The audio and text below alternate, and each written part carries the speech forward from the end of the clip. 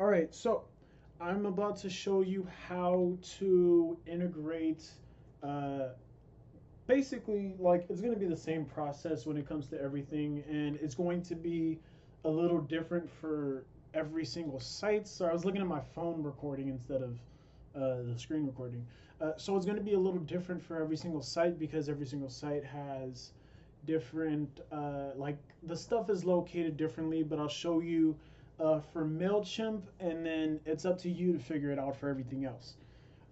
In terms of whether or not you should use Mailchimp, uh, it's okay if you don't have money for anything else. Go ahead and use Mailchimp. If you have a little bit of extra money to spend, use Aweber.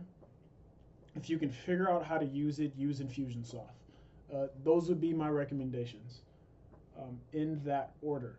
So, oh wait, the one Pat Flynn works with is dope too. From what I hear, I've never actually used it. So anyways, you would go to always have a little trouble finding it. Account. I may end up having to blur stuff out. Settings, extras. Here, API keys.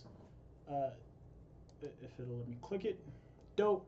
So you're gonna see mine here already. Ignore this. This is that Pono stuff again. Um, but anyways, uh, so the way you would do this is you basically want to go up here, where your all your account settings are, and then you would go to integrations. Cool, there's no wild stuff. And then you would go to add new integration.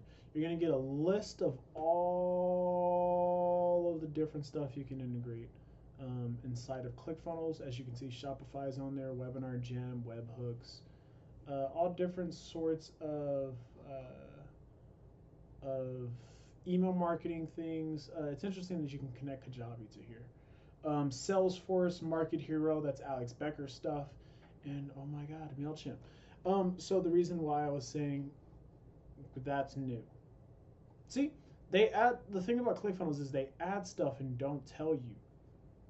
So I'm actually going to be looking into this right after I'm done recording this video. So anyways, Aweber's Drip ConvertKit I think is the one Pat Flynn works with.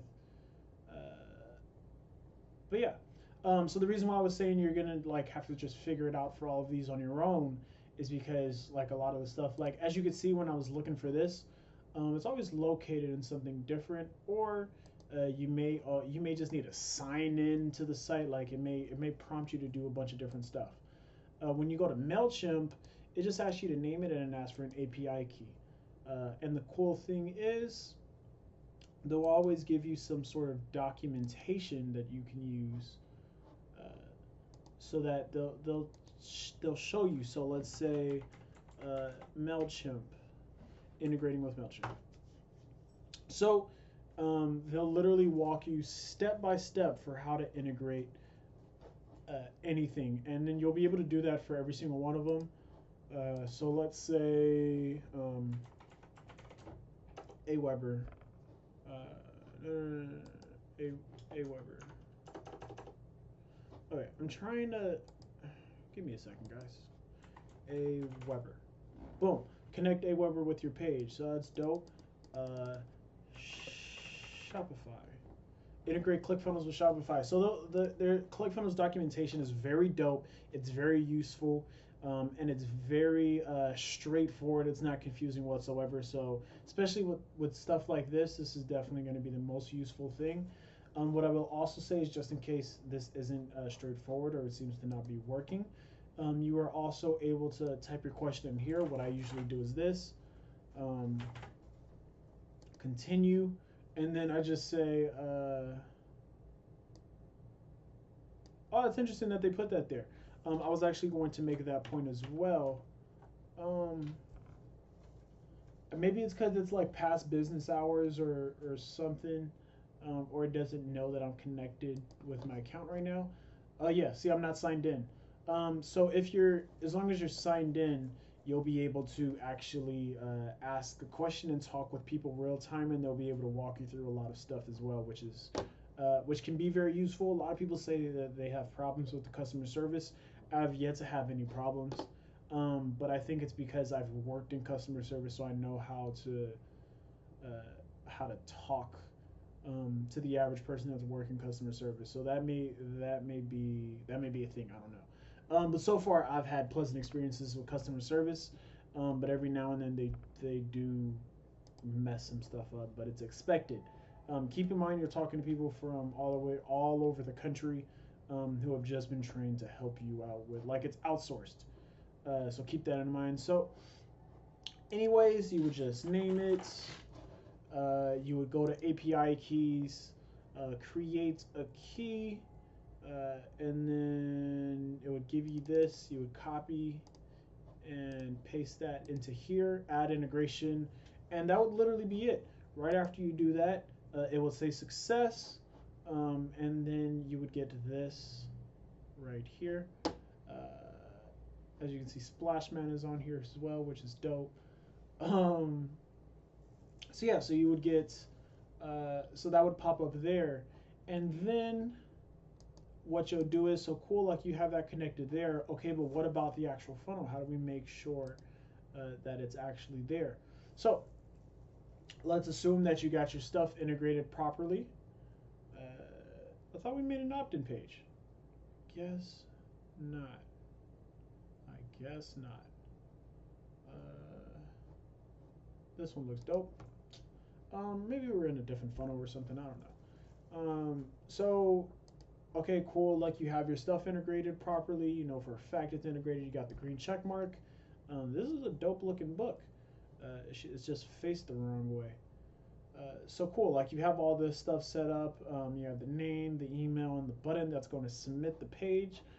But how do you make sure it actually goes where you need it to go?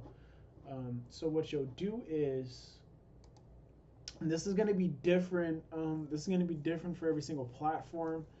I would highly suggest you use Aweber or Mailchimp or Drip, because Mailchimp and Aweber I personally use, so you'll be able to go inside of our Facebook group and ask questions there, and then I'll be able to directly help you. Look, if you go with anything else, just know that I'll try my best to help you, but it's going to be very difficult because I won't know what's going on. So list. I don't know what I was doing. But let's just create a list. Boom, create a list. Testing 1 2 3. Testing. Testing 1 2 3. The from email address.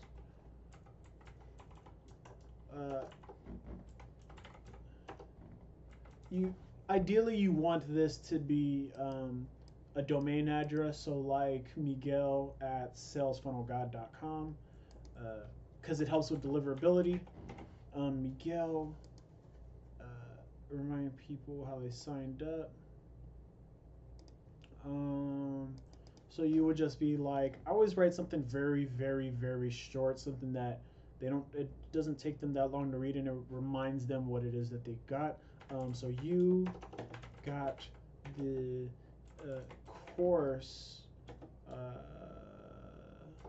sales funnel commando. So, and you're actually going to, like, if you were to try to unsubscribe from the sales funnel commando list, which you shouldn't, because I use that to keep track of you guys and to send you guys any sort of deals or updates on courses. So don't unsubscribe from that list. Like, I never understand why people unsubscribe from the list of a course that they paid for. It just always blows my mind whenever that happens. Okay, sorry for that cut. I have to blur another thing out. Always keep this. Don't ever do double opt-ins. It's just gonna mess up your stuff. I guess you would have to click that nowadays. And then save. All right, cool. So we have our list that we want to throw people into. We have our funnel, we have all the stuff set up. How do we actually integrate it? You would go to integration, so settings, integrations. This is only for webinar integrations and email integrations. That's all that this is for. So as you see, it says autoresponder integration. That is what this is for, nothing else. So you would select it, add to list, and then testing 1, 2, 3. Confirmation email, no. If you ever get prompted with that, always say no, because if they need a confirmation email, you can set it up inside of your autoresponder, and that's just making them double opt in, which they do not need to do. All they need is the thing that they are signing up for. That's it. That's it. If you do this, you may annoy them, or if this turns out to be a double opt in, they may end up choosing not to do it, or they may never even see the email to do it. That is a waste of a lead. Don't do that. Always turn that off. And just like that, you're integrated. Uh, yeah, like I said, if the settings are a little different or funky, or you're trying to use some other stuff, um, go ahead and leave the question inside of the chat. But just know I'm limited in my knowledge because I run with Aweber and Mailchimp heavy. Um, but I'll try my best to help you. If you're using Mailchimp or Aweber and you're still running into problems, let me know. There's a funky couple of things that you will have to do inside of Aweber that I will show in the next video. Actually, I'm gonna show you how to integrate Aweber as well, just so you can know how to do that. Thanks for watching this. Watch the next one so you can figure out how to connect Aweber.